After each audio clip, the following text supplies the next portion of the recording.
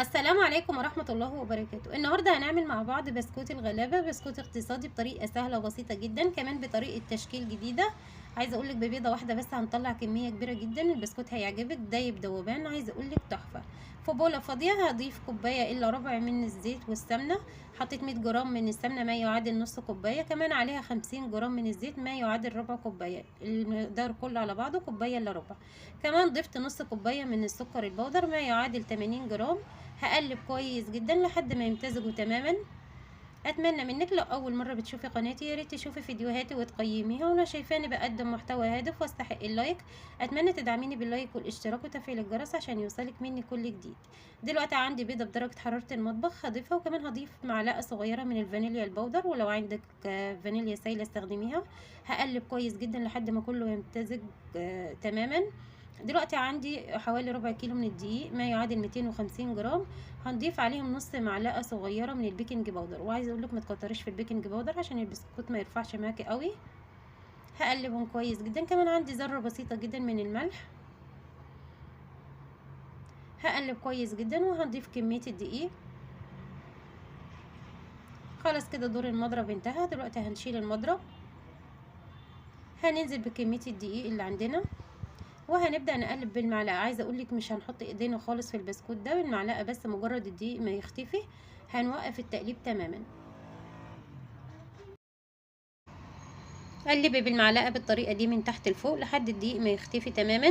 كمية الدقيق اللي انا ضفتها دي يا بنات 250 جرام ما يعادل ربع كيلو، هنحتاج عليها معلقة واحدة بس. شايفين المعلقة ممسوحة مش مليانة بشكل هرمي، وبكده العجينة بتاعتي بقت ممتازة، مش محتاجة اي اضافات تاني. العجينة يا بنات بتكون لينة وتحسيها كده طرية بس مش بتلزق في ايدك. هتشوفيها معايا دلوقتي. وخلاص كده بعد ما الدقيق اختفى، شايفين العجينه ما شاء الله طريه بس مش بتلزق في الايد. عايزه اقول لك ملمسها تحفه. ان شاء الله هتجربيها وهتعجبك جدا. هناخد قطعه كده هنختبر العجينه. شايفين العجينه لينه جدا في ايدي ومش بتشقق. كده العجينه بتاعتي بقت ممتازه ومش محتاجه اي اضافات تاني. هنغطيها بكيس تلاجة عشان ما تنشفش، وهنجيب كيس تلاجة هنفتحه بالنص بالطريقه دي، وهناخد بالقطعه وهبدا الينها بس في ايدي بالطريقه دي.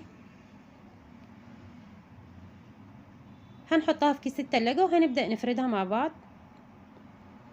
شايفين يا بنات الطريقة سهلة جدا، المكونات اقتصادية موجودة في كل بيت. عايزة اقولك كمان هيطلع معاكي كمية جميلة جدا، وان شاء الله هيعجب اولادك جدا. عايزة اقولك لو جربتيه مرة استحالة تبطليه. خلاص كده بعد ما فردناها دلوقتي هنجيب السكينة وهنبدأ نعمل خطوط بالطريقة دي على سطح العجينة. ما تنزليش بالسكينة للاخر عشان العجينة ما تتقطعش منك. على وش العجينة بس كده هتبدأي تعملي خطوط هتحدديها بالطريقة دي. طريقة تشكيل سهلة وبسيطة جدا. عندي القطاعات دي دلوقتي هنبدأ نقطعها على شكل قلب. تقدري تقطعيه اي شكل انت عايزاه او اي شكل موجود عندك براحتك، ان شاء الله يكون حتى كوباية تقطعي بيها. خلاص كده بعد ما قطعتها شايفين بالطريقة دي هنبدأ نشيل القلب بكل سهولة. هيتشال معاكي لان كيس التلاجة هيساعدك. شايفين شكله ما شاء الله تحفة جميل جدا. عايزة اقولك كمان مش ظاهر قوي في التصوير، بس عايزة اقولك في الطبيعة جميل جدا. وكمان الخطوط اللي عملناها بالسكينة دي واضحة جدا. شايفين سمك العجينة ما ترققيش اكتر من كده ولا تخليه سميك. هنعمل مع بعض قطعة تاني. هنبدأ نحطها في كيس التلاجة بالطريقة دي وهنفردها بسمك وسط، وهنبدأ بالسكينة هنعمل عليها خطوط او هنعمل عليها علامات بالشكل ده. ما تنزليش لاخر العجينة عشان ما تتقطعش معاكي. على وش العجينة بس كده هنعمل خطوط بالطريقة دي. طريقة تشكيل سهلة وبسيطة جدا، وعايزة اقولك انتوا واقفة في 5 دقايق وبس هتنجزي البسكوت ده. خلاص كده بعد ما شكلتها دلوقتي هنجيب القطاعة، هنبدأ نقطعها بالشكل ده. والكيس يا بنات هيساعدك ان انت تشيلي القلب بكل سهولة من غير ما يتقطع او يتكسر معاكي. شايفين بيتشال معاكي بكل سهولة ما شاء الله اللهم بارك. العجينة تحفة.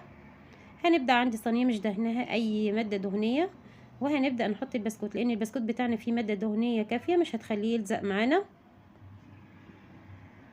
شايفين كمان الخطوط اللي احنا عملناها مدياله شكل جميل جدا. هنعمل الشكل التاني مع بعض. هناخد قطعة من العجين هنلينها بين ايدنا كده بالطريقة دي، وبعد كده هنحطها بين كيس تلاجة وهنبدأ نفردها.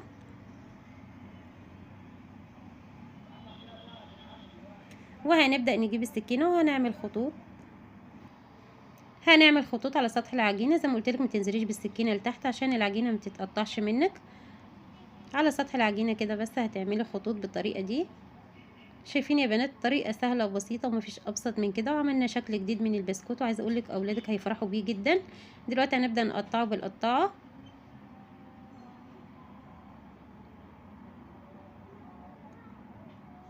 هنبدا نشيل الزيادات طبعا دي مش بنرميها، بنعجنها تاني وبنشكلها.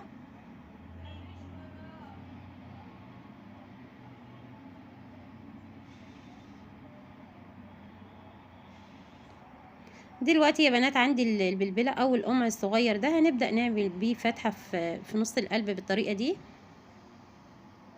لو ما عندكيش القمع ده، اي غطاء ازاز يكون صغير جدا هتعملي بيه الفتحه دي، هتتعمل معاكي بكل سهوله.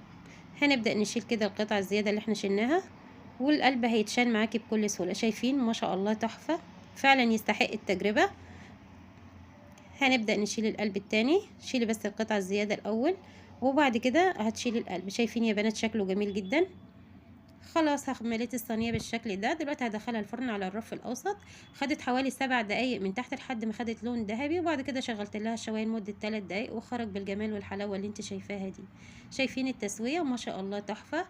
كمان البسكوت جميل جدا، محتفظ بالرسمه بتاعته، هش جدا. عايز اقول لك السكر بتاعه كان مظبوط جدا، تحفه.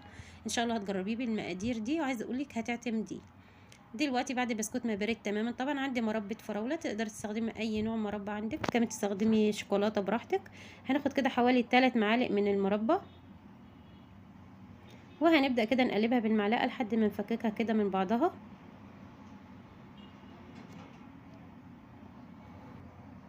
شايفين يا بنات شكل البسكوت تحفه جميل جدا.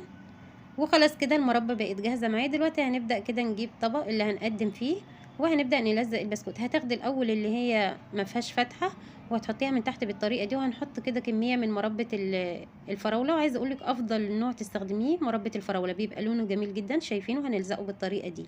عايزه اقول لك البسكوت ده لو عملتيه وقدمتيه لضيوفك هيشرفك جدا وهيعجبهم جدا، وهيطلبوا منك الطريقه، لان مكونات سهله وبسيطه والنتيجه اللهم بارك تحفه، فعلا فخر من الاخر. شايفينها نلزقه بالطريقه دي. ان شاء الله الطريقه تكون نال اعجابكم، واتمنى لو لسه مكمله الفيديو معايا لحد دلوقتي ما تبخليش عليا بلايك وكومنت حلو منك كده يشجعني على الاستمرار. هنبدا نلزقهم بالطريقه دي. شايفين يا بنات شكلهم تحفه ازاي. خلاص هخلص الكميه كلها بالطريقه دي وهنرجع نشوفها مع بعض. شايفين البسكوت ما شاء الله تحفه، هيشرفك قدام اي حد. طريقته سهله وبسيطه، من بيضه واحده بس عملنا كل الكميه دي. ان شاء الله الفيديو يكون نال اعجابكم، وتدعموني باللايك والاشتراك، واشوفكم في وصفه جديده، وباي.